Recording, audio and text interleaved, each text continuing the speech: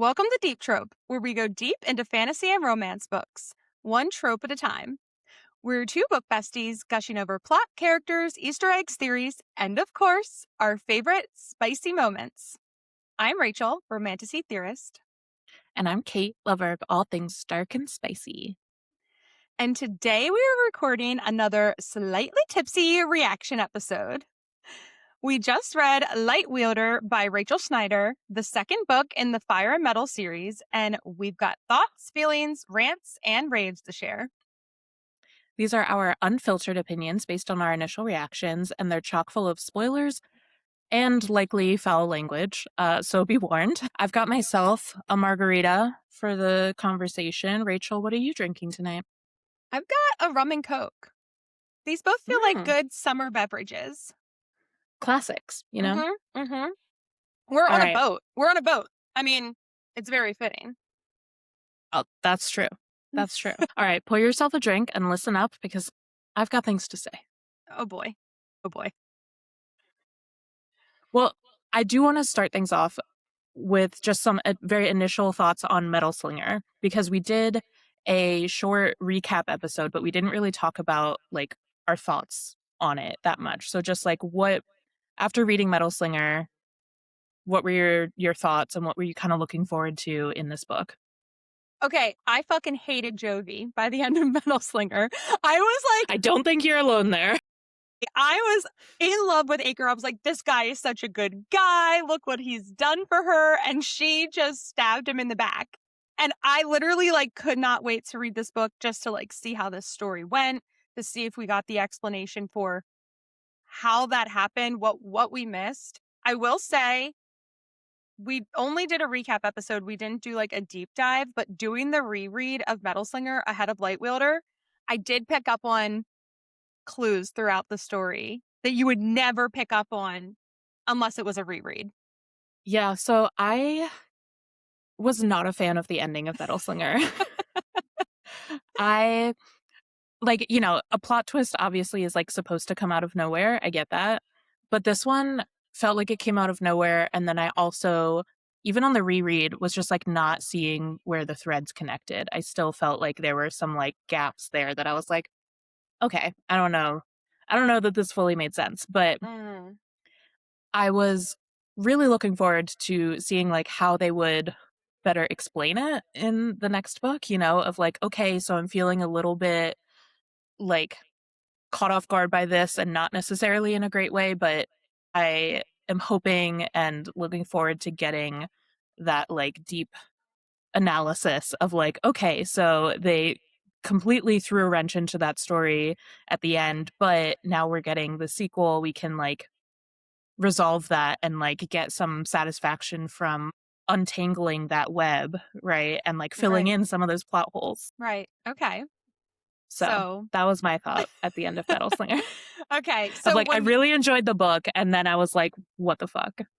Oh, okay. So you really enjoyed the book, and then that ruined the whole book for you.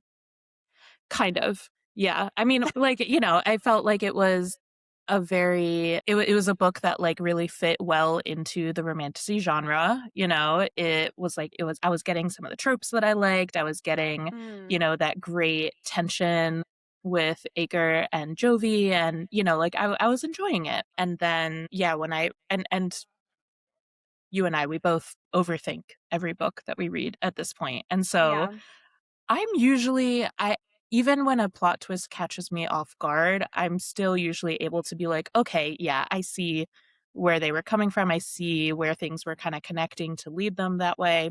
And this one did not do that for me. And so that's why I was just like, I did not feel, it felt very unresolved and not just in like a cliffhanger way. So I was really looking forward to reading this second one so that I could get some of that resolution I was looking for. Yeah. I mean, I will say, rereading Metal Slinger, I picked up on more hints of the King of Kenta using powers that are not the powers that he was supposed to have. I picked up on his ability to like control people, or what is it that he can do? The mind control, The influence. That's what they call it. Yes, Yeah. I picked up on the influence. I picked up on like Jovie having alternate plans that we don't necessarily read on page. I definitely picked up on that. The interaction with the chef, her kind of like building relationships there. The rabbits. Did you catch the rabbits on Oh your my gosh, the reread? rabbits. Yeah. Well, I remember the rabbits because we both focused very heavily on the scene where the rabbits are most prominent, I think, because they show up right after the whiskey glass scene, Oh, yes. right? So I was Yes. like, yeah, I definitely noticed that because I was paying attention at that Yeah. point. Yeah. I mean, I also should say, I think the whiskey glass scene is my favorite spicy scene of all time. Oh, it was good. It was good. Um, well, we'll talk about Light Wielder because I was very excited to see what she would do with Light Wielder to maybe top it. And I don't know. Think she might have. I don't know. I don't know about that. Let's talk about it. All right, all right. So let's get into Light Wielder. What did you love, Kate? Well, speaking of the rabbits, I did love that they had these fucking venomous rabbits that were mowing people down, like on the Yes. battlefield. Amazing. It was definitely giving the killer rabbit from Monty Python and the Holy Grail. That was like, That's not what I thought you were going to say. oh, wait, is there another killer rabbit that I'm not remembering? Yes, I don't remember what it's called. It was like a book. Like, was it like a Goosebumps book or an R.L. Stein book? There was like a killer rabbit book. I don't remember that at all. I just remember this little white rabbit from Monty Python and the Holy Grail, and it would attack people and like rip out their jugular, and then it would have like this little red ring around its cute little white mouth. Oh, yeah, no, it was giving that. You're right. That's probably what most people thought. When I Google it, Bunnicula comes up, but I don't think it was that. I think it was something much darker. I think That Bunnicula. that sounds like whimsical. Yeah, I think that's like something maybe newer. I'm telling you, there is a crazy rabbit story. I wish that I had thought of to prepare the name for it. But I vividly remember like this like 90s killer rabbit story.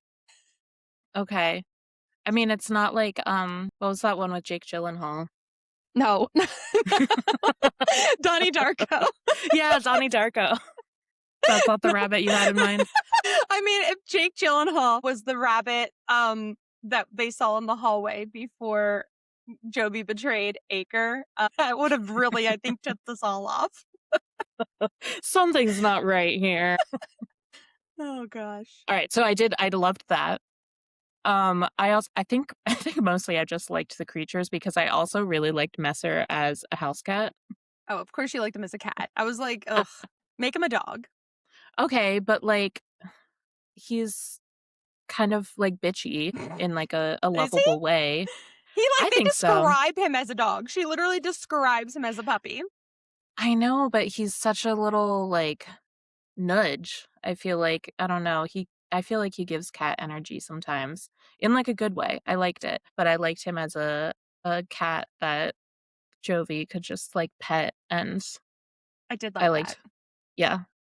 I liked how Acre was not amused at all, and Jovie was like, "No, look how cute he is. He's just a little kitty cat." And Acre's like, "Shut the fuck up. That's a full-grown man, and this is Yes. weird." Yeah, Acre's like, why is his dick always out? So yeah, I think those were honestly my favorite parts. Okay. What did you Well, like about it? I think I have a longer list. I think you probably do.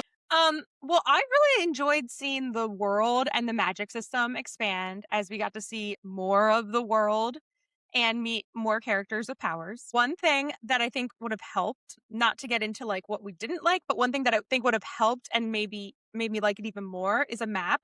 Now, to be fair, I did it on audiobook. But when I was chatting with some of our bookish friends, that was like the general consensus. Everybody was like, I need a map. Like, where the fuck are we? Yeah, because there's so many different like kingdoms involved in this Yes. conflict, and yeah, I feel like it's good context, especially in with all the political intrigue that we got in this book, to be Right. like, okay, where are the allies situated? How are people kind of how is the kingdom structured to kind of support this. And especially when they're on the boat, I'm always just like, how far are we going? Well, that's the part that confused me because obviously you have to be on land to access your magic. But I think from Metal Slinger, it's a collection of island nations. So are they all individual islands or are some of them on the same piece of land? You know what I mean? Yeah. And like, is Melee a full kingdom or mostly like a city? Yeah, right. Okay. Akatar spoilers. Akatar spoilers. Like, is it Valeris? Like a city? Or is it like Yeah. a whole place? Yeah. Yeah, because I feel like they kept referring to it in different ways of like, she's queen of Melee. Yeah, it's a country. So It's for like, sure a country. it's for sure a country, but like, is it just also the name of the capital city of Melee? Like, Oh, is it like Vatican City? yeah, Is I don't a city know. in a country? I don't know. Because that was one of the things that, again, I think it was a product of listening to it on audiobook where it was like I would just hear it referred to as a city and then I would be like, wait, hang on a minute. Yeah. No, I think it's a city state, Okay. right? That's what they call them, a city state. Vatican City Melee, except minus the Vatican City part because Melee sounds lovely. Yes, it Monaco? does. Is Monaco a city state? Um, maybe I don't know anything about Monaco besides that Yeah. it's like it's like a rich person's paradise. Yeah. I'm going to stop talking because I'm going to just list a bunch of places and sound real dumb. Or, like Washington D.C. is like a district, not a state. hmm Yeah, But that's I don't true. know. That's We could true. just keep listing things that are not at all relevant. I mean, while we're on the topic of Melee, I loved Melee. I loved the idea of there being this like beautiful, magical city state. hmm hmm Like again, Akatar spoilers, just like Valeris, like this beautiful, like safe haven for magical creatures, you know? Or I guess I not creatures, just magical people. I know you're not going to want to hear this, but guess what else it reminded me of? No. No, Kate. Yes. Okay, but technically this is not Avatar the Last Airbender. Technically this is Legend of Korra because There's more. which is yes, it's the follow-up series to Avatar The Last Airbender, and it's set mostly in a place called Republic City, which was created as like instead of having the four separate nations that all had their own bending and their own cultures, Republic City was like the place where they could all come together and all the different benders with all their different kinds of like magic and abilities all lived together in one place. So it's very relevant hmm and you can put your eye roll away. I don't think they rolled. I don't think they rolled. All right. The other things that I like that it came full circle. I liked that we got a full explanation for what went down at the end of Metal Slinger. And I think we got it pretty early. And I also think that Rachel Schneider really did some work because she turned Jovie into a character that I really like now. And I just said really like 5 times. But she turned Jovie into this badass warrior and queen who earned the respect of her people. And once we see Melee and how it's like this beautiful safe haven, you just see that she's not really a villain. Like it's her Rhysand moment. And she was just really someone who is faced with a difficult choice at the end of Metal Slinger. Yes, she definitely was. I feel like she could have handled it differently. You think that Jovie could have? Yeah. What do you think she should have done? This is Well, interesting. because I think that she could have brought Acre in earlier, and I know that that was supposedly Bo's decision to not bring him in earlier because she wasn't sure of his allegiance to his father. But I feel like he did enough in Metal Slinger to show that like he is dedicated to Jovie. And I think she should have trusted him and brought him in earlier and not made him make this like split second decision after being rocked with her deception. And like, she basically gave him like 2 seconds to decide to either kill his father and follow her plan Right. or do what he did, and I'm just like, I didn't understand Beau's reasoning for not wanting Jovie to let him in earlier and, like, give him more of a chance to think it through and understand where she's coming from, because we saw pretty easily that Jovie has the right intentions, Mhm. and I think that Acre could have seen that too if she'd given him a little bit of time to do so. I think the issue is that he's never been to Melee. So he's never seen how magic could be just like this free, accepted thing and not something that's really heavily controlled. And that's because that's something she keeps going back to. The other thing too, and this I think is what where Beau was getting hung up, is that, his father's obviously evil and has brainwashed him. And as we know now, used powers against him to do Mhm. that, right? Beau was raised with her mother essentially being like chained up in the library with a collar around her neck, feeling like this heavy weight, like they described it as this heavy weight lifting off of her when she took the collar off, right? Because Mhm. she was their father's fated match, right? So, like, she sees that he's raised by somebody who will not let go of their match. They're going to keep him locked up and control them. I could see her just expecting Acre to do the same thing. Yeah, I don't know. I just feel like he proved to be better than that. I At least agree. enough for her to give him some time to reflect, right? Even if it ended up being the same result, but, like, for it to all go down in, like, the heat of the moment. I don't know. I feel like maybe she could have found a way to loop him in a little bit earlier. I also just don't think there was enough time for them to build that trust. Like, they did not have a their relationship didn't have any history really at this point. Like, they didn't have, Yeah. like, this established rapport. Like, they've been together for what, 2 months at that point? Yeah, something Maybe? like that. Yeah. Like, whereas now, 4 years later, he still can't quit her, and they see really how who each other is as a person. Well, they see bits and pieces. Yeah. I mean, I think it was just too jarring of an ending for me to feel like the beginning of Light Wielder, I wanted to get that. I didn't want the time jump. Oh, okay. You know what I mean? Like, I wanted to get right back into that scene and see what happens next and, like, get some of that resolution at that stage, because I feel like it built such this, like, crazy, crazy tension at the end Mhm. of that book. You're like, "Holy shit, like, what just happened?" Yeah. And then you jump 4 years and you're like, "Oh, well, that tension just dropped for me." Yeah. Hmm.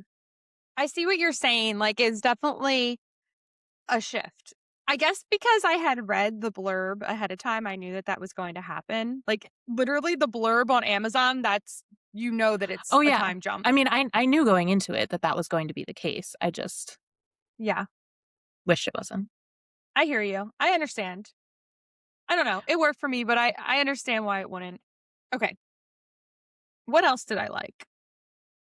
Well, let me tell you what I really liked, Kate. I really Mhm. liked chapter 25. Yeah. Really liked chapter 25. Did it beat chapter, what was it, 52, 53? I don't know. I don't know. I think the whiskey glass might have that one beat, but I don't know. Like, Ager, I did not think that he had that in him. I didn't think either of them had it in them. Yeah. I didn't think that Jovie would actually go that far. Yeah. Well, she did. Which She sure did. She went I all the like that's well, what I liked about it. I was like, "Oh, good for you, Jovi. That's a little different. That's out of your comfort zone." Oh, but is yeah. it? I mean, based on the whiskey I mean, she glass seemed scene. pretty comfortable, but Mhm. Oh, I think she was very uncomfortable. She was like, I mean, I think she was consenting, but I think that she was like, well, I think she was comfortable enough to completion. "That's true. That's true. That's true." I don't know. Mm, Maybe other people have a different experience, but I don't think that would happen if I wasn't comfortable. That's true. Yeah. yeah, I mean, I was very interesting. What we know about Frederick, I don't know what his motivation was. Right. Because now that we know that he's friends with Acre, Yeah, but I think that there's definitely some sort of a competition there, and it's also like, are you attracted to her? Like, are you bisexual, or was this some kind of a power play? I don't know. like you think that maybe they're like frenemies. Maybe. Well, Yeah, or that maybe would that's make just like sense. really hot for him. I mean, maybe that's like why he kind of sought her out because okay, this is something that when I reread Light Wielder ahead of this episode, I when I first read Light Wielder, I thought it was very heavily implied that Frederick was gay. And then when I reread it, I was like, maybe that's not what she was trying to imply with that scene. Do you know what I'm talking about? The scene when they first introduce Frederick and she goes to his tent and there's a guy there? Oh, I didn't even catch that. I definitely thought that she was saying like they had been hooking up and like she just walked in right when they were putting their clothes on. But then when I Ooh. reread it, I was like, oh, is this when I reread it, it sounded like maybe it was just like his roommate, his bunkmate or whatever happened to be getting changed at the same time. Yeah. I mean, maybe, but either way, he could just be like a frisky guy, you know? Well, but also Aker also mentions, I think it was Aker mentioned like when they were younger and going out, he literally never saw him get with anybody. Like he literally said they would go out to like the pubs and he would turn down people. Well, maybe he just likes, I don't know, because I was gonna say maybe he just likes to be more private, but obviously not. Right. Obviously, he really likes to share. Right. So is he like in love with Aker and knew that Mm. this would be like His chance. well, like I'm not saying that he wasn't interested in Jovie too, but like if he's bisexual or pansexual or whatever and has some sort of a thing for Aker, this is like his opportunity to be with him in some sort of way. Maybe. I mean, I wouldn't blame him for being attracted to Acre. I think we all are. Yeah. I don't know. That was just an interesting setup for a three-person situation. It was, yeah. And then, yeah, like you said, once we found out more about Frederick, the dynamic changed even more and got Yes. even more like intense. Yes. But it also makes a little bit more sense because when I read that scene, I was like, how the fuck is this dude still alive? Like, Acre has shown to be very possessive of Jovie. And so, like, how is I even if she wanted it and was consenting, like you said, Yeah. how is he letting this happen? How is he okay with this and like letting it go that far? And now that makes a lot more sense because he was less inclined to murder his friend or Right. whatever Frederick really is to him. Right. Yeah. I mean, and it's weird because when they even addressed it, it was very much like a sort of antagonistic bro kind of thing. Like I felt Hmm. like the dynamic was similar to like what you would expect from like Messer, you know, Yeah. sort of egging him on. Yeah, it definitely was. Yeah, because he was like, he knew that Acre was there. Mhm. He knew that Acre was mad. Yeah. And he was like, if Jovie wants me here, I'm going to stay. Yeah. But I think I still preferred the whiskey glass scene personally Okay. because I loved the like hidden, like the invisible voyeurism of it. Same. Of Same. like you got a lot of the tension of like a kind of public scene or whatever, but like without any of the real risk of that, you know? Right. This was like sex with a ghost, kind of like threesome with a ghost. Yeah. Whereas like But it wasn't voyeuristic enough, I guess. no, I know, that's what I'm saying, like, this was like sex with a ghost, and then this other, the whiskey glass scene was, like, literally full on public sex, but, like, nobody knows. Yeah. Yeah, I hear So you. yeah, I I just think feel the like the whiskey tension glass in one that is one. still my favorite because you're like, oh my gosh, are they going to get caught? You know? Yeah. And then also I just feel like it was I felt like it was a little bit sexier because I like the lead up to it was so much tension. Like the lead up, like the tension in the first book before they really got together, before they really, I don't know, had all this history, I Yeah, feel like was, I just, I like the beginning of those relationships. I hear you. I do enjoy though when authors figure out a way to add that in when they've already been together. Like I thought that this was a really interesting way to create tension and like what did I just read? Yeah. um when they already have that history. But I know what you mean. There is something like especially in like a slow burn in the first interaction that's always like such a good payoff. Yeah. Yeah. Yeah. So even if it didn't top the whiskey glass scene, I think we both really liked chapter 25, right? Or you I think didn't so. like it? You didn't like it. I, no, I liked it. I mean, because it's still like a good spicy scene and I do like a party of three. So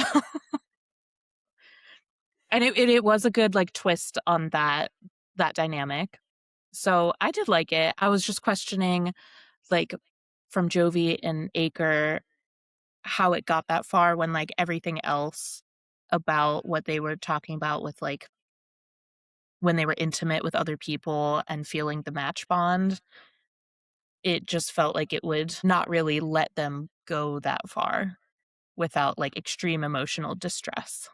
Well, I think it's because everybody involved was aware that everybody was there, you know? Yeah. Yeah. But that was the only thing that kind of took me out a little bit for this one was just being like, but I thought the match bond made this so painful for you Mm, to be intimate with other people. But yeah, I think it is just I think the pain from the other times that they experienced that was because to your point, they weren't together and there was distress from the other person that was yeah. leaking into how they were feeling. So I think that that does like explain that, Yeah, I think it definitely explains that. but it just tainted my read of it on the first one. I understand. Should we touch on what we didn't love? Sure. You want to Well, start? I do.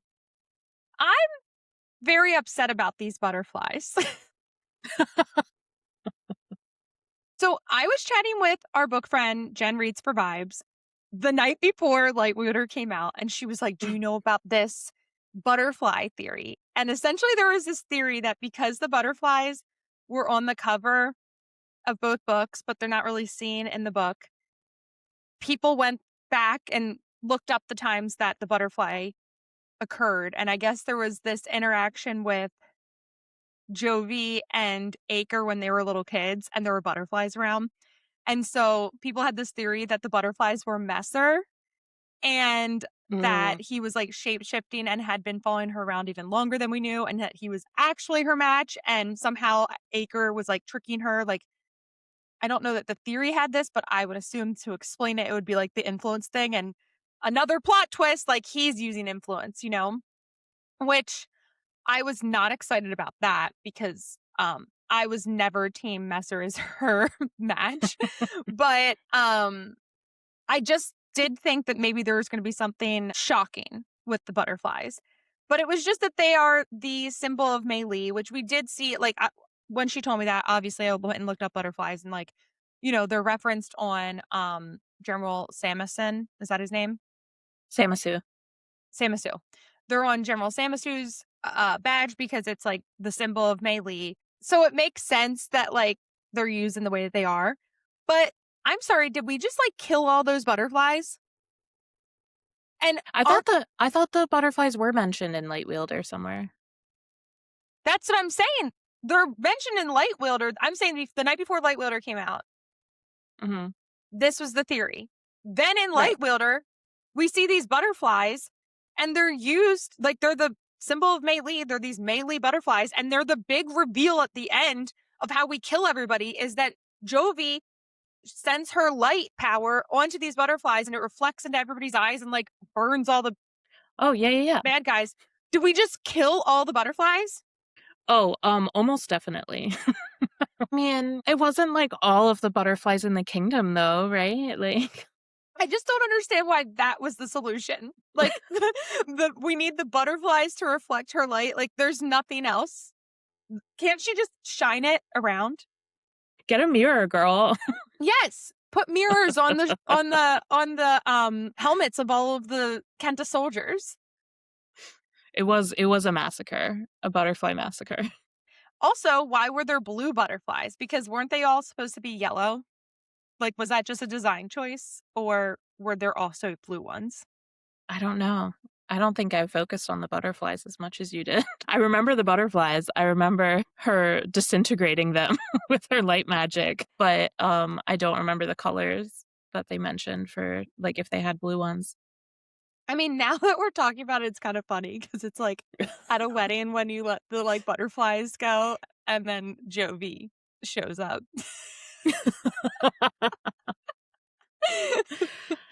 I mean, listen, they don't have very long lives anyway, so maybe we can just pretend that all of these butterflies had already been alive for like, what is it, like 2 weeks or something that they average. Okay, so they were all elderly butterflies. Yeah, they've already done what they needed to do for the ecosystem, and this was their dying act of service to the beautiful city-state of Melee. All right, that's fine. I'll drop it. It was such a ridiculous thing that like this war is going to be ended with a bunch of freaking butterflies and we're going to kill them on top of it. Yeah.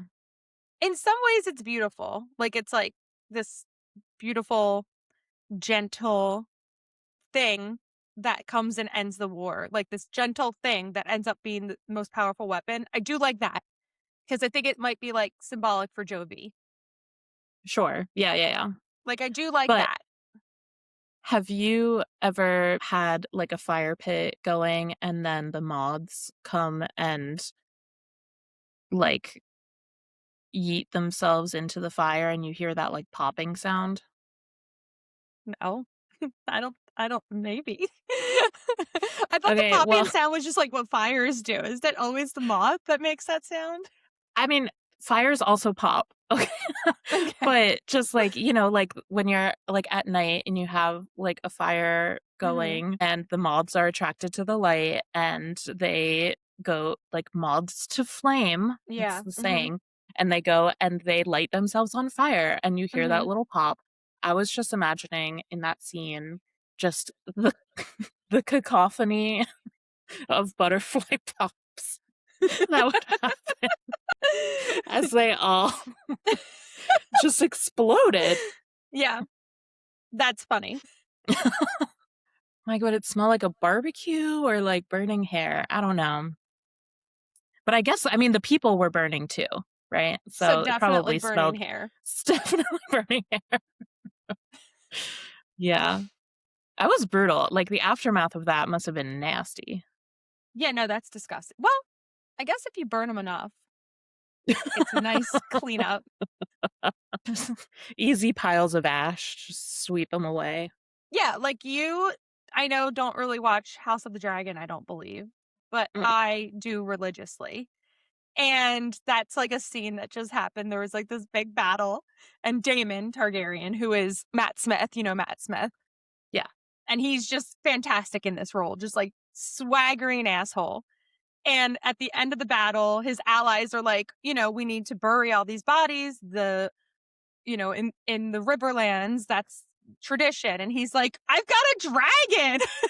What are you why talking waste about? your effort? I have seen, like you said, I don't watch the show, but I have seen all of the memes where he's just like a total cunt. I mean, we make memes about So it, so I know hope that you do. I get the vibes, right? Yeah. I don't have all the context, but I get the vibes for sure. Yeah. And yeah, I mean, listen, that just sounds efficient. I agree. So it's a lot of manpower to bury that many bodies. Yeah. But if you cremate them, done. Sorted. All right, Kate. All right. Well, that really is what I didn't like. But I know that we have different opinions on this book. So before you Yeah. have too much of your beverage, why don't you tell me what you didn't like? Yeah, if I get too much further, this list will probably grow. But I, like I said before, I was really looking forward to this book being like making me feel more resolved about the Metal Slinger cliffhanger. Mm-hmm. And it just fell short on that for me. And so I was disappointed in that with the time jump and feeling like we lost that immediate tension. And then when they did go back to like show all the background that was supposed to support that ending, I felt like it just didn't actually resolve it for me. I still felt like there were missing pieces. The ending of Metal Slinger for me felt like the equivalent of like a TV show or a movie ending with, and then they woke up and it was all a dream. Like that was the kind of feeling that I got from this, of like, I didn't feel that really? at all. Sorry. That's what I got from this. Yeah. That's what, again, it's not the same concept, but that's the feeling Are of you talking like, about okay, like so the everything. love part of it? Like you're talking about like the relationship and the love part that she felt? No, I'm talking about the fact that she was faking it the whole time and was like lying to him the whole time and was like completely aware of who she was and what her goals were. And like, she had this whole alternate plan the entire book.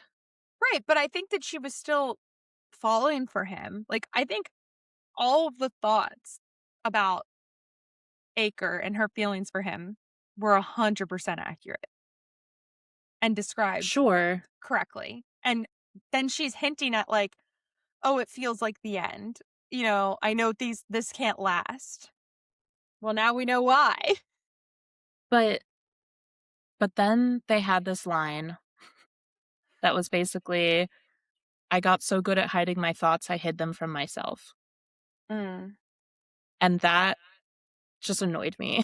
I was like, really? Is that supposed to explain away all of those like times when I was like, what were in her thoughts? And if she knew this whole time, why is she thinking this way? Because I was trying to convince myself, I'm like, oh well, maybe she knew that there were mind readers, and she was like just trying to protect herself the whole time from that. And like she was, but it's still, I don't know. I mean, I'm sure that like somebody could fill in all of those gaps for me and like make it make more sense, but this was just my reaction to it.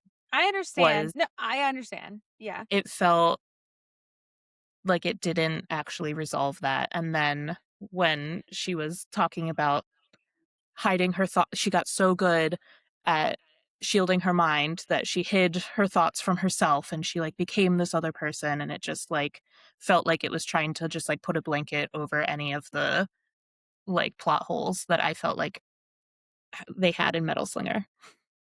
Yeah, I understand what you're saying.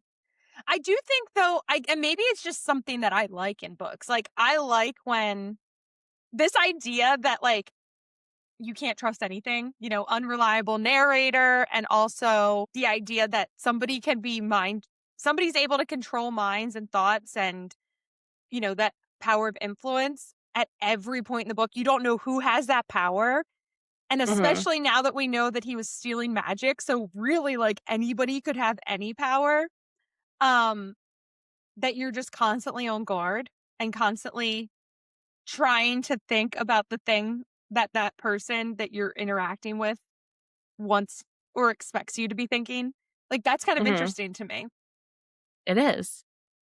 Maybe I also reacted negatively because it reminded me of my experience with anxiety, because I'm always thinking of all of the possible negative outcomes of something, and in a scenario where you can't trust anybody and anything could happen at any moment because these plot twists can just be like dropped like bombs.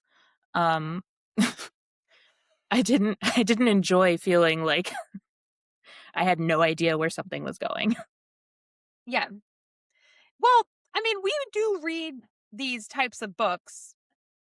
This is something that a lot of people have talked about a lot, but that people like a little bit of a formula in these types of books because, yes, we want them to be different, but like that's why we like certain tropes. Like you know what you're getting a little bit, and that's what makes it enjoyable. Like, you're going to get a happily ever after. It seems like we're not going to get one. I don't know how we could possibly get one, but then somehow you get it.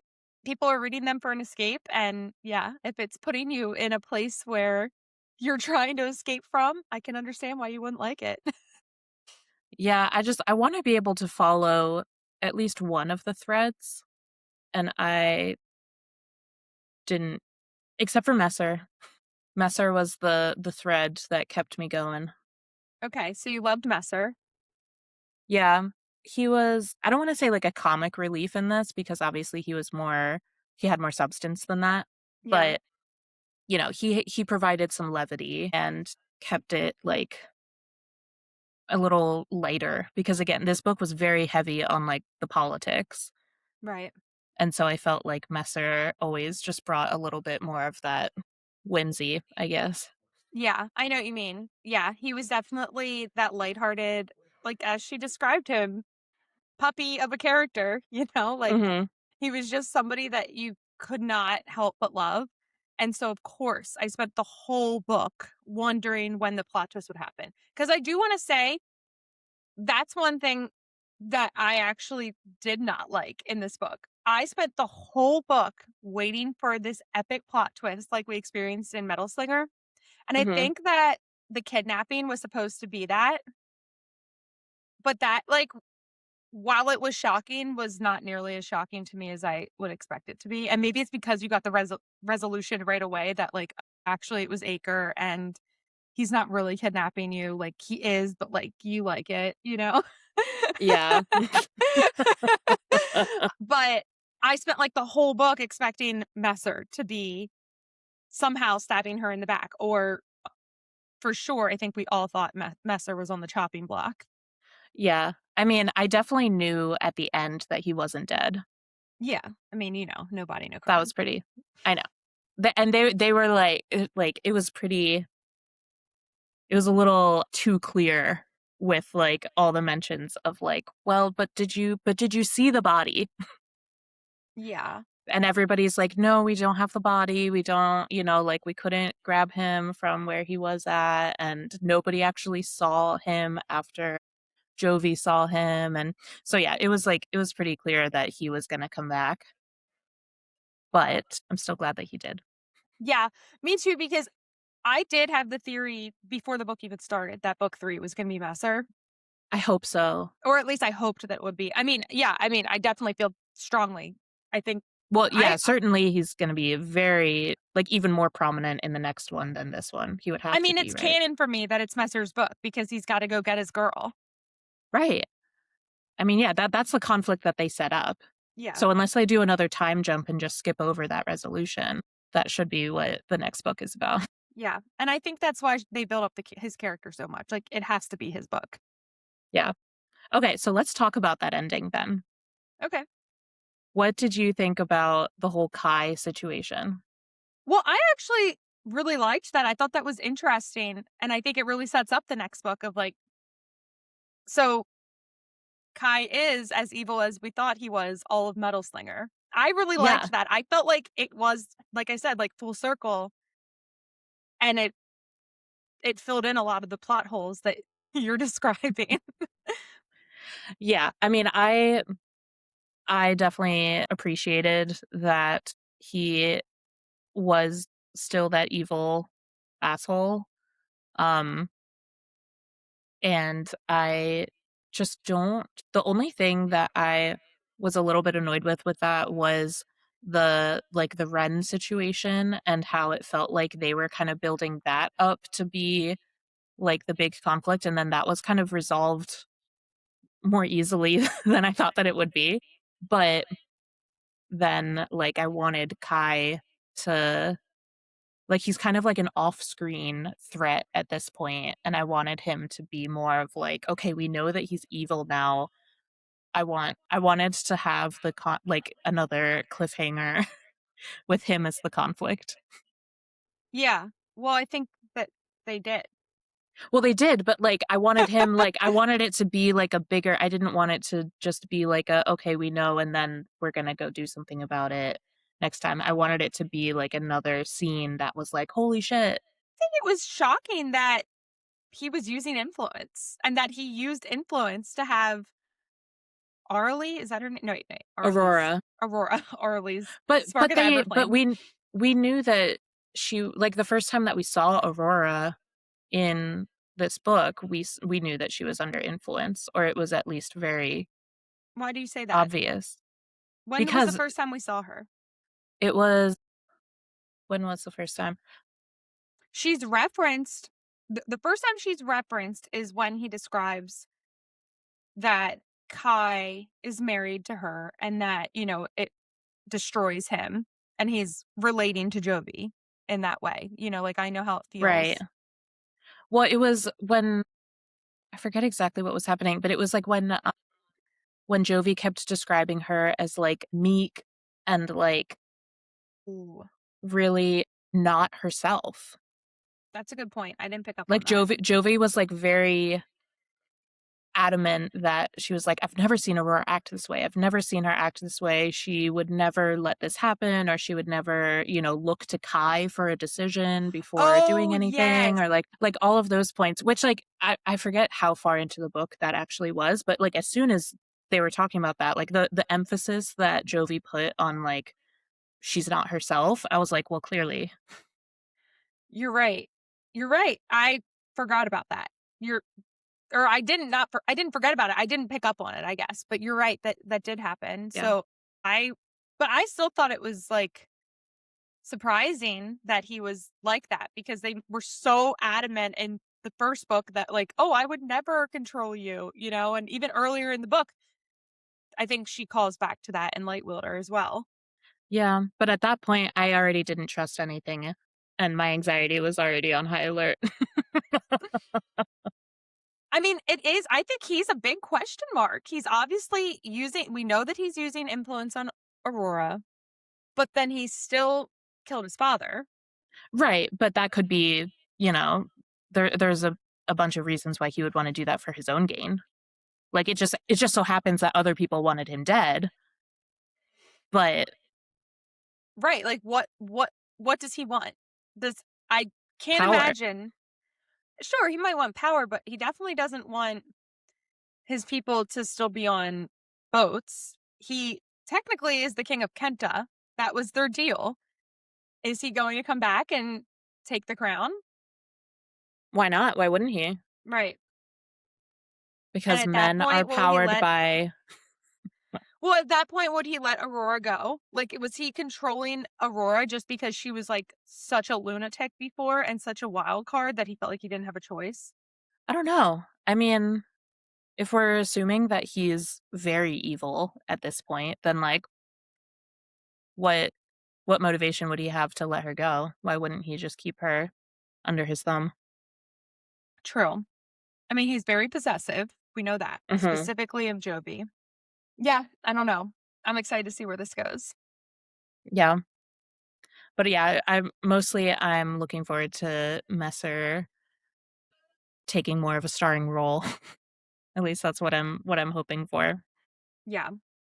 Do you have more things that you didn't like that you wanna touch on, or should we go through the characters? Let's go through some characters. Okay. I think that this is an interesting way to talk about the book because there are so many new characters, but also characters that we met in the first book that we're just really learning a lot more about them, right? So I'm gonna start with Bo. They Mhm. describe her as like a badass in Metal Slinger, but I feel like we don't see it, but we see it Y in Light Wielder.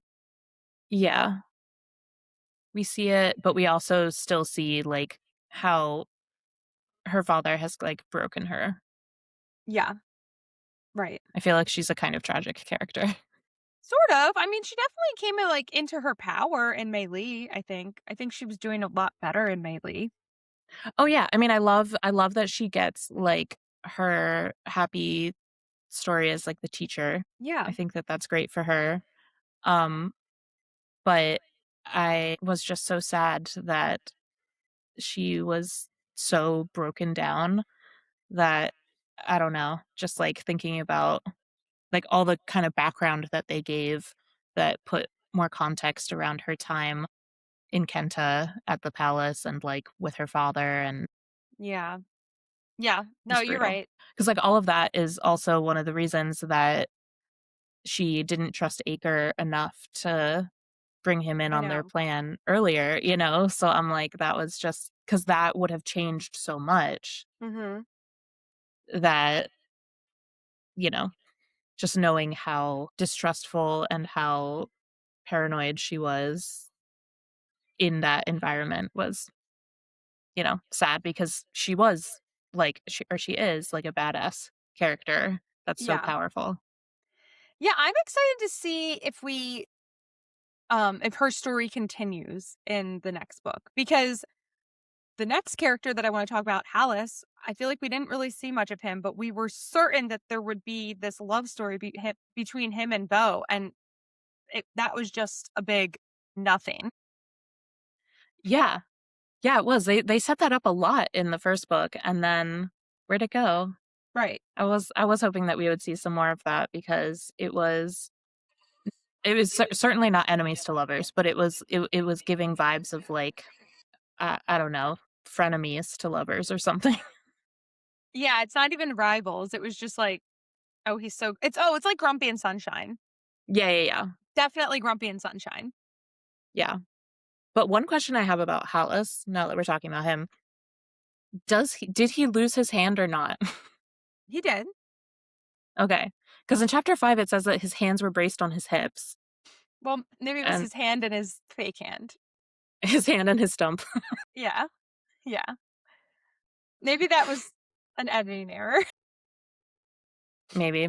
I just again, it's one of those things that I'm like it's when I do a reread or when we're deep diving, like I always need to do an eyeball read and an audiobook read because Oh, yeah. I get very different interpretations of things in the two different formats. And this was one of those things where I was like, well, I can't really just go back in my audiobook and like try to find these references. But that is one thing that I love about a digital book is the Yes, search I function. know. Same. Because these kinds of things will like keep me up at night thinking about like, did I did I miss something? What happened? No, his And I hand couldn't didn't grow just go back. back and It didn't grow okay. back. He's They probably thought it was, like, ruder to be like his hand was braced on his head. His hand I and his stump was braced on his hips. well, obviously that would have been clunky. Okay, I get it. But I just wasn't sure if I had misheard the part about his hand being missing or if I had misheard the part about like references to his hands at other points. But okay, I'm fine.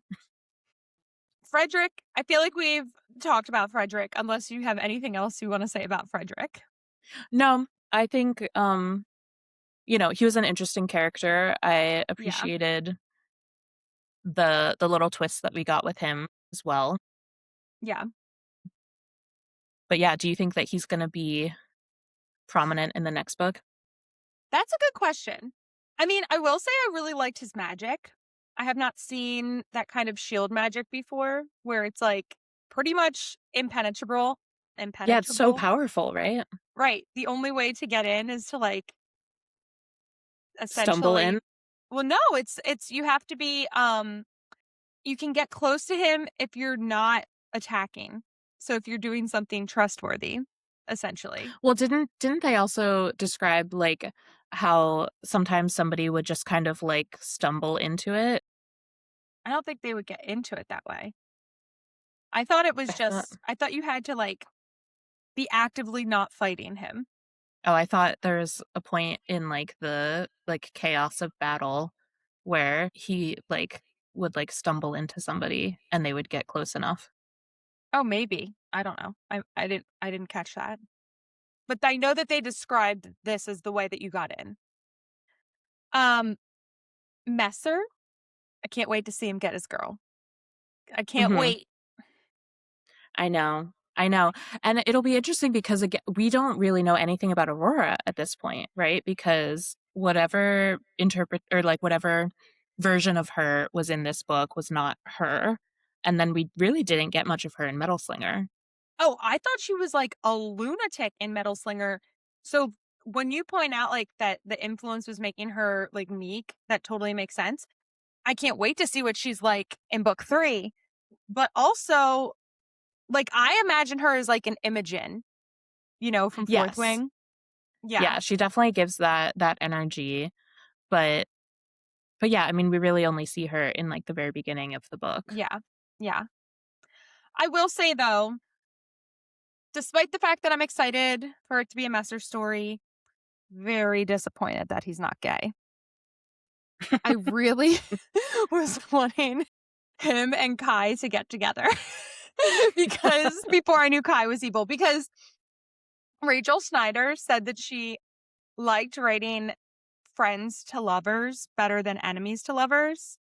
So Mhm. I like totally shipped the two of them in that way. But I guess that's what him and Aurora would be. Also, Hallis and Bo. Right. But yeah, we just didn't get a lot of development of either of those friendships Yeah. And or those relationships, yeah. while I'm on the topic, compared to most romantasy books that we read, there was like no queer representation in this book. If I'm interpreting these characters the way that I think that they are. So maybe I'm just going to have to like write a fanfic. Please do. I'll let you know the things that I would like you to change in your version of the story. But yeah, I mean, I think Messer definitely gives the energy that it would have felt natural if he was just like a chaotic bi representation. Yeah, like Riddick. Yeah, Yeah. yes, he definitely gives Riddick energy. And And like he's so, such a bro too. And I love when they do like bros that are also like into everybody. right, equal opportunity horn dogs. Love it. Yes. Yeah. And I felt like that wouldn't have been out of character for him. I agree. Yeah. Especially because he's a shapeshifter. Yes. He can enjoy all different bodies, all different This is beyond beauty. pansexual. This is like, I don't know what we need. Yeah. Yeah. So yeah, I mean, it would have been nice to see him get his rocks off a little bit more in this story. Yeah. Wells, I spent the entire book expecting that he would recall all of the Hearthstone weapons and heroically die because of his blood oath. And I was very disappointed that that is not what happened. I think that would have been very exciting, more exciting than what actually happened. So I wish that had happened. I mean, and maybe that was a plot twist. Like maybe she intentionally wanted us to expect that. Like, did you expect that? I definitely thought that it would come up at some point. Like, at least be on the table. Like, is this Yeah. something that we want to do? Yeah. So like, we knew that he was like siphoning some of the stores of the weapons that he was creating, right? Hmm. But it still didn't really. Yeah, I think it would have been really cool if he just like suddenly recalled like hundreds of weapons to him. Right. Would have been epic. Yeah. I mean, it would have been Go out in a blaze sad. of glory. Yeah. Exactly. Like, I felt like they were setting it up, like, with his, like, story, and Oh having yeah, a the kid on the tragic way. pregnant wife, and Hmm. yeah, that would have been nice. Irina. So I Irina feel bad is for her. Ager's wife. Yeah. Yeah, I just felt bad for her. Like she was put through hell, especially at the end. And I feel like she was way more selfless in her actions at the end than Acre deserved from her. I don't know why she went with them. Like, when they were like, oh, I we need an illusionist for the boat. Number one, she couldn't even do it. Number two, why did she agree to go? I don't I don't know because I didn't really understand what was keeping her from going home, because that was like what that was her whole motivation for everything, was she was like, I just want to go home. I just don't want to Hmm. be here anymore. I just want to go home to Stroud. But like what was really keeping her from doing that? Like was it Acre stopping her, or like what? I think she assumed her parents would not welcome her home because she was the one thing tying together this alliance. Right, but I mean if she had Acre's blessing in some way, I don't know. I just feel like I just wasn't fully following like why that was such a strong motivator for her and what was stopping her, that this felt like the best option for her to go through all of this craziness. And because she really went through it, Yeah. like in the dungeons, like what she had to go through Yeah. pretending to be Beau, and like it was nasty. It was I'm a like a yeah. tough situation for her. I mean, maybe she's just a good person, you know? I mean, Like I have to assume so, I think because like maybe she saw what they were fighting for and said, I'm going to be a part of this. yeah, I just yeah, I think she did a lot more than maybe what they gave her credit for. Oh, for sure. I mean, yeah, I agree. The stuff in the dungeons was crazy. 'Cause they just, they kind of just, like, you don't actually really see all of that action, you just hear about it from other people, but it sounded, like, really rough to have to pretend to be Beau that entire time, not having any of her powers and not knowing, like, and just having to be in those terrible conditions, and, like, they were talking about how she was, like, frail and, like, had lost weight, and I don't know. Yeah. Girl went through it, and I think she was a pretty big hero in the story. Yeah, for sure. Maybe she gets a love story. I hope so, because yeah, it didn't feel like her consort was, like, the love of her life. It just felt like she enjoyed his company, compared to not having any affection from Acre, but Yeah, she was not into Wesley. That's his name. yeah. Like she was like, he's fine. But when she fled to Meile with Acre, or not fled, whatever you would call it, when she, under the cover of night, escaped to go, get Jovie with Acre, it's not like she asked for Wesley to come with. No. No, he seemed to be just kind of like her boy toy, Yeah. Yeah. which good for her, but Yeah. yeah, we need to see her actually get some real, like, love and affection. I wonder who she'll end up with. I wonder if it's anybody we've met yet. That's a good question. Maybe it's Frederick. He does like Acre's sloppy seconds. Well, they wouldn't be that sloppy. That's true. They didn't get that far. They didn't get That's quite true. far enough to be sloppy, but yeah, metaphorically speaking. Yeah. Evelyn, right? That's her name. Evelyn. Mhm. Queen, well, the former queen. Former Queen Evelyn. Jovie's mom, the former Mhm. queen of Melee. She's an interesting woman. She sure is. I mean, just the fact that she's like this cold-hearted person who killed her own mate, but it was because he did something awful to their daughter. Like, she just went into full protective mama bear mode, right? Mhm.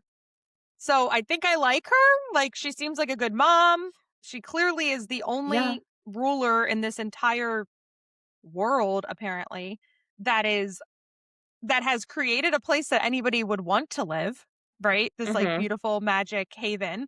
And then she's also like baking bread for all of her citizens. Uh, I mean, this woman is intense. She has very intense energy. I don't I'm I think I like her. I don't know that I would be, like, best friends with her, Yeah.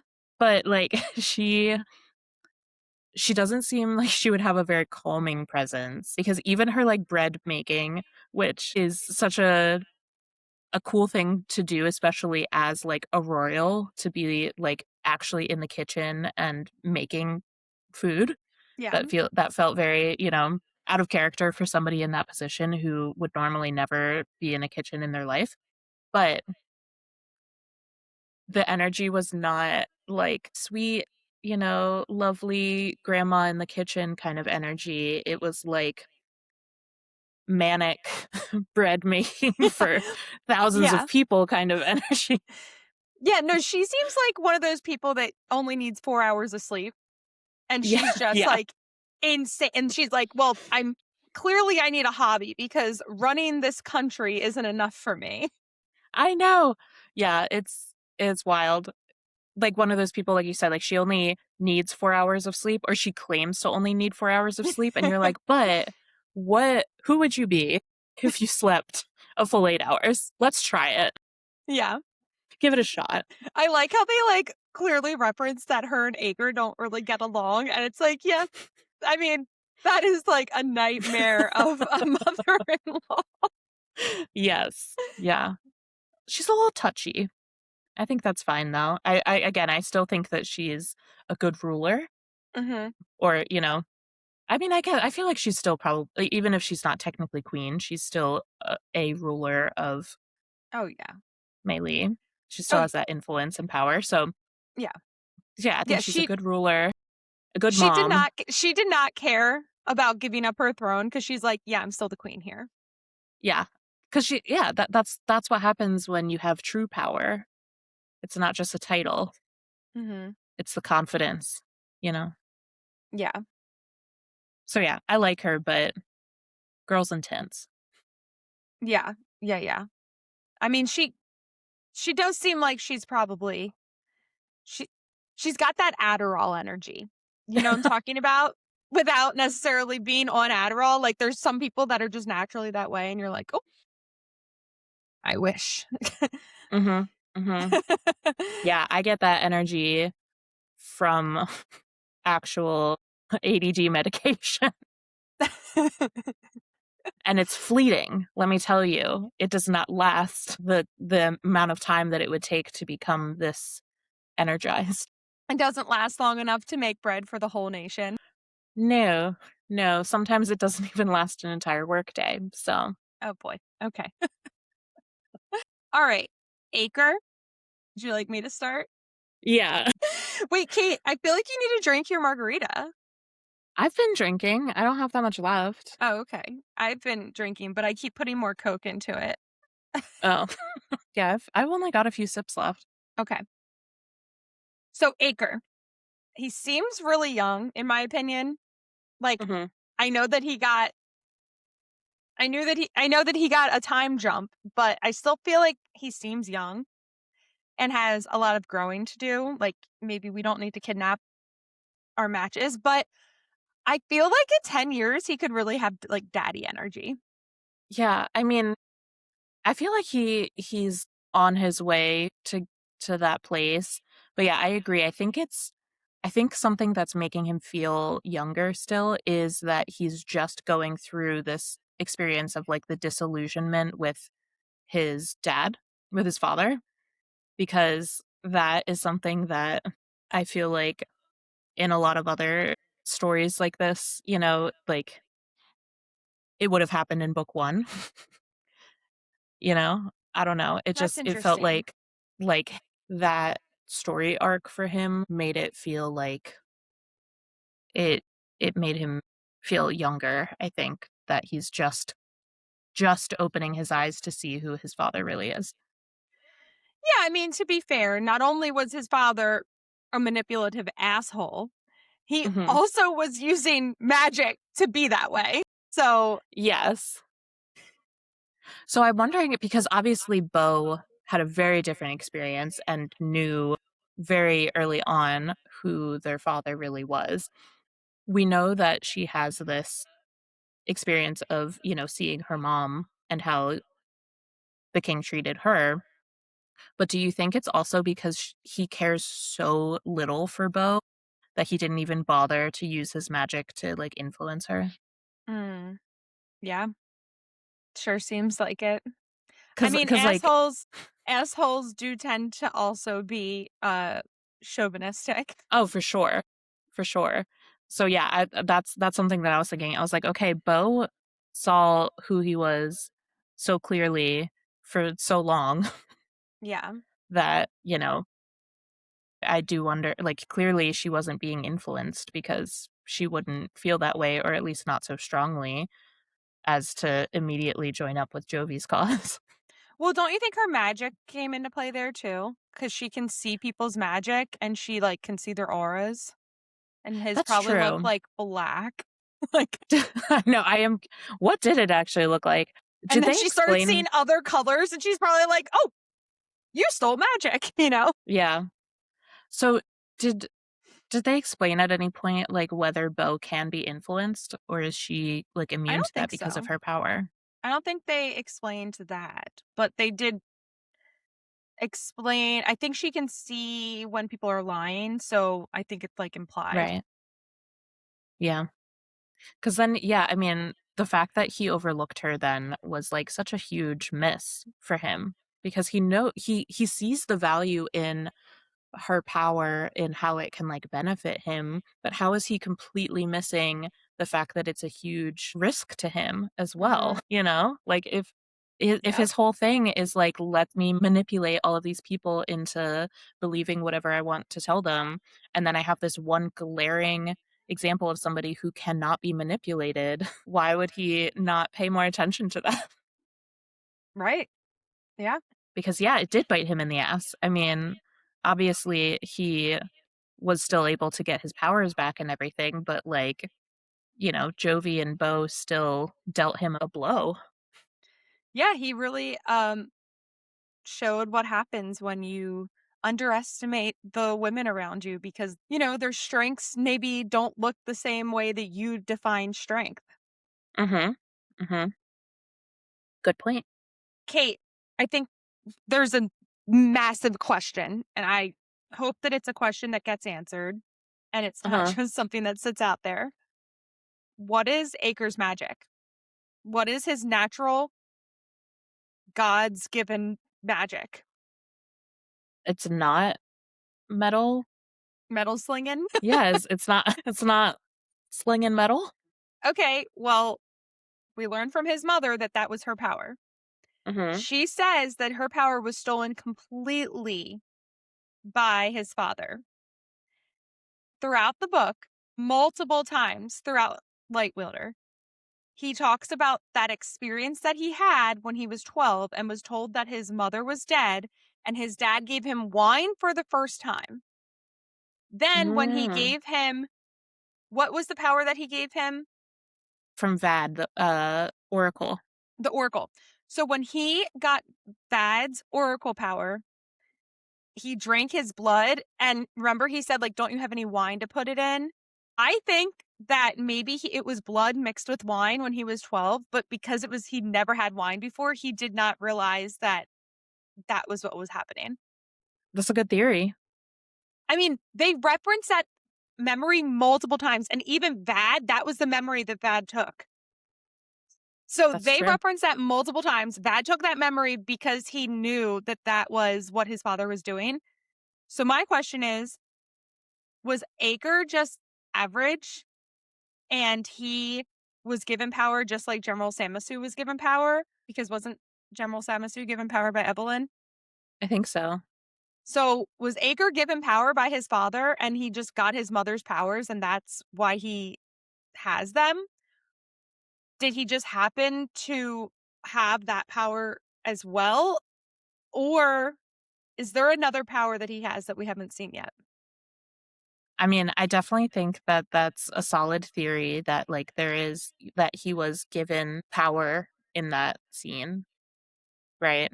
But yeah, the question is it his metal slinging, or is it something that we haven't seen from him? I mean, I would I would think that if he had some hidden power that it would have come out in some of these like battle scenes I when know. he's like desperate, Like you would think that that would be an opportunity for like some hidden power to come out and help him. So maybe it is just that like he was given his metal abilities at that time. So he was just like an average person, didn't have magic, and he got his mom's magic. But Just an that just average doesn't add hottie. up because he came from two magic wielders. I don't know. Or Two two two heirs. heirs. Two Yeah. heirs. Yeah. I mean, they did talk about how like the magic is being like diluted though And over by what? time. that was another big question. What's Wasn't diluting it the just magic? by like the act of heirs, having kids with non-heirs? Okay, maybe, but that certainly wasn't him. No, but genetics are such that like, if there was somebody non-magical in his line, maybe it's like a recessive gene situation. Hmm. Yeah. But obviously that would not be like a super interesting resolution to that. So I Yeah. imagine that there's something more interesting going on than just genetics. But technically, like you can have two redheads that don't have a redheaded child. I'm not a genes expert, but No, a that's true. geneticist, whatever. That's true. Yeah, I hope that we see that in book 3. And actually, I'm going to put this out into the universe in case Rachel Schneider manages to make it through this episode after you shit all over the book. But what I would like to see in book 3 is Kai. Yes, he's like evil-ish, but maybe he's more like morally dark gray, and his reasons for it are like some sort of pursuit of restoring magic to its full power. Mm, maybe, but we usually see that come in the form of the subjugation of non-magical people. Mm. So you think that the roles are going to be reversed? Because this whole time, and everywhere but Meile, essentially, well, certainly in Kenta, I don't know if it's everywhere, but magic is really being suppressed because magic, it's weird. Like the heirs are running the countries, but other than that, magic people are like a lower class almost. Well, I think it seemed to me like it was because they were a threat to the heirs. Yeah, I mean, certainly in Kenta with King What's His Face, he's threatened by everybody because he's crazy and power hungry. right. Well, finally, Jovie. I liked to see Jovie like come into her power and, become this like badass queen. I do wish that we had seen some more of that growth, in the 4-year time jump that we missed. But, I like where she ended up and how she's like unapologetically powerful and Hmm. just a strong leader and is a leader by example, right? Yeah, She doesn't just sit back and order other people to fight her battles. She is the one doing most of the battling.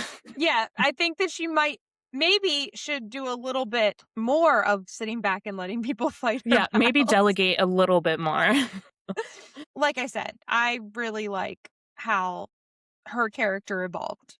I really thought she was this evil person after Metal Slinger, and now I just view her as, a total badass, self-sacrificing leader, and she just wants people with magic to live freely and happily and, justice and liberty for all. So, I liked how her story ended, assuming this is, like, the end of her story. I mean, I would hope it's not because I really wanna know what's going on with Acre's magic, but it does sound like it's probably the end. Yeah. No, I agree. I mean, so you think that in the next book they're just going to focus like completely on Messer and Kai and that? Yeah, I'm not saying that, like, Jovie and Acre won't have a role, but I don't know how large it'll be. Yeah, fair. And I don't think I'd be mad at that. I'd be fine to again, as long as Messer is the the lead in this next one, I think I'd be okay with that. Yeah. So, Kate, what are you hoping to see in the last book? I mean, just like I said, I want Messer to be the true main character in the next Mhm. book. I don't want him to be a sidekick, you know, just for levity and to bring in some cute creatures. Yeah. I want to see his character like fleshed out a little bit more and to be front and center. How about you? Agree. Hard agree. Let's see Messer as the main character. I would also add Hallis and Bo. I need to know what's happening there. Yes, that's a good point. I need that. I want to learn what's motivating Kai, which we kind of touched on already. Is there a secret good side that we aren't seeing? Yeah, I mean, I think like you said with the work that the author had to do to make you like Jovie after the the cliffhanger in Metal Slinger, I think same for me for Kai. Once you prove that you are an abusive dick to women, good luck getting me to ever care about you at all anymore. That's a good point. I'm not saying that like I'll love him. I'm just saying I would like an explanation. That's all. Sure, we would And all love may an explanation. and maybe he'll be a more complex character. Maybe. But I hear you. I hear you. I want something else to happen with these Hearthstone weapons. I do want a scene where there's just like hundreds of daggers being Yes. like summoned to one person. Yes, and the way you're describing it is so cool, and hopefully that's how they die instead of, like, whatever happens when you break a blood oath. Yes. Yeah, like just tear yourself to shreds with these Yes. daggers. Like after they come like through the skulls of your enemies, that would be so badass and so Yes. metal. Yes. Like, I don't really want it to be Wells. I want Wells and Olivia to no, just live happily ever after. yeah, with their cute baby, Yeah, but but it could somebody be should do it. Wells, but it could be Wells, and then Yeah. Wells Jr. lives happily ever after. I want to know why magic is growing weaker. And less people are born with it. Oh, I need to know. I need to know. I know you said that we have a reason. I want to know Well, if I don't that's know if really we the do. reason. That's just what I was thinking of, like, because the heirs were like so concerned with that, and there was a point where they were very militant about not diluting the bloodlines. Oh, okay. Yeah, I mean that sounds like a very what I would expect. Yeah, exactly. Yeah. Um, I think that's it. Anything else? I don't think so. I mean, again, I was a little bit disappointed by the sequel, but I think that there's still opportunity in the next book to bring it back to where I want it to be. I mean, if I can get a whiskey glass, if somehow she tops the whiskey glass scene, That'll do it. that'll do it. That'll do it. That'll I do liked it. Light Wielder. I will say, I really liked Light Wielder. I understand that I might be in the minority, but I liked it. I don't know. I'm happy to hear anybody else's thoughts on it. Because again, this is not a book that I've read, a bunch of times at this point. I know that usually when we're talking about books, we've read them like three Yeah. or four times. So this is my initial reaction to it. And let us know in the comments what you thought of the book and what you're looking forward to in book 3. Yeah, let us know and feel free to slide into our DMs. We always like that. Mm-hmm. But before we head out, let's talk real quick about what's coming next for Deep Trope. We are so excited to be starting our deep dive next week for The Silversmith by L.J. Claren. Speaking of a book that we've read a bunch of times at this point. So if you haven't finished reading or rereading in our case, then you've got until July 14th to catch up in time for our coverage. And this is going to be a little bit of a twist, right, Kate? Like maybe we should talk about that because I read the arc for book 2. Yes, and I have not. I have it in my possession, but I have not read it. I am bursting at the seams to read this, but I am holding off because I want my thoughts on the first book to stay kind of pure. Yes.